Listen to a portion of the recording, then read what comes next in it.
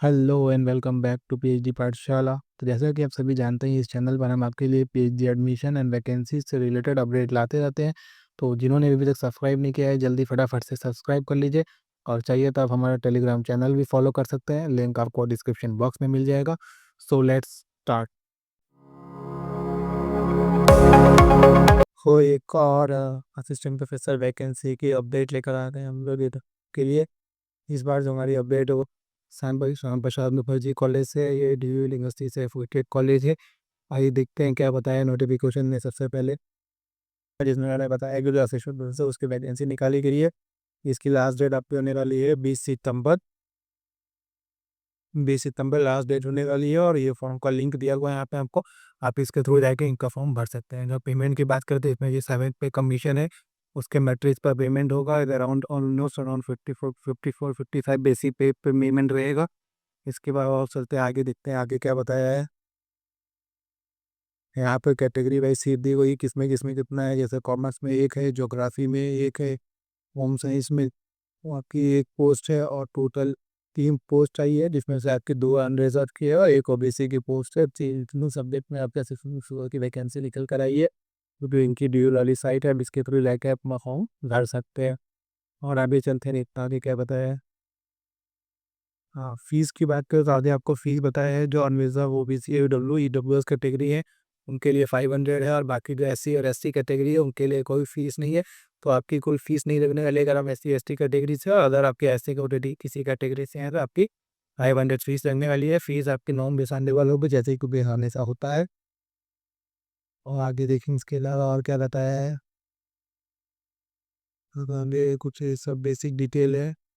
इसके बाद आपको एलिजिबिलिटी बताई है। तो एलिजिबिलिटी में आपकी जैसे एलिजिबिलिटी नेट होनी चाहिए और आपका सब्जेक्ट में 50-55% से अबव होना चाहिए। सब में आपके पास नेट आपकी ईडी होनी चाहिए।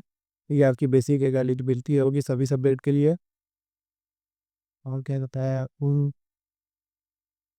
यहाँ पर एपीआई इस पता है कि एपीआई कैलकुलेशन कैसे होगा। तो ऐसे इनका एक एक कैलकुलेशन का है कि अगर आप ग्रेजुएशन में 80% से अबव हो तो 49, 60 टू 80 है तो 19, 55 से ऊपर तो 16 नंबर मिलेगा। और 45 से 55 तक है तो आपका 10 नंबर मिलेगा। इसी तरह से इमेजिटिव पोस्ट ग्रेजुएशन में अगर 80 से अबव है तो 25 हो गया, फिल वाला है तो 60 से अबव है तो 7 नंबर।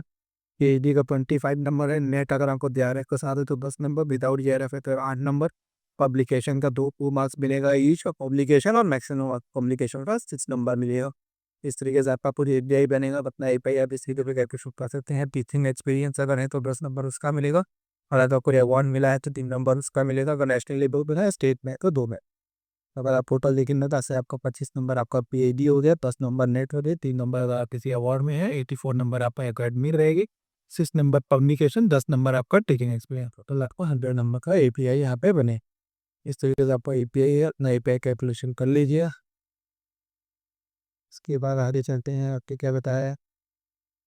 और आगे आपको सिलेक्शन प्रोसेस बताया है कि आपका स्क्रीनिंग होगी, इसके बाद अप्लाई करेंगे, उसके बाद चेकिंग होगा। ये बेसिक, उसके बाद आगे तो कोई इतना इंपॉर्टेंट नहीं है। ये आपका है, ये आपका वो दिल्ली यूनिवर्सिटी से affiliated college Shyam Prasad Mukherjee college है। इसमें असिस्टेंट प्रोफेसर की वैकेंसी रही है, जिसमें पेमेंट आपका 7 पे के हिसाब से मिल रहा है, जो कि मैथ्स आपका बेसिक पे 55 होगा। आपकी सैलरी भी अच्छी रहती होगी। और सितंबर आपकी लास्ट डेट है अप्लाई करने की, अभी सितंबर में भी अप्लाई कर सकते हैं। यहाँ पर आपको लिंक दिया हुआ है, इस लिंक के थ्रू आप डायरेक्ट अप्लाई कर सकते हैं। जब आप इस लिंक को ओपन करेंगे तो आपको इसी का ड्यू इंटरफेस पे लेकर आएगा। और जब तो आपको इसमें अपना आईडी बनाना पड़ेगा, आपको रजिस्टर करना पड़ेगा, उसके बाद आप इसका फॉर्म को भर सकते हैं। तो और अगर आपके फॉर्म भरने में किसी तरीके की इशू आती है तो कमेंट करके जरूर बताइएगा, हम लोग सॉल्व करने की कोशिश करें। और बाकी इस तरीके के नए नए और अपडेट्स के लिए सब्सक्राइब कर लीजिए एच डी पाठशाला। Thank you.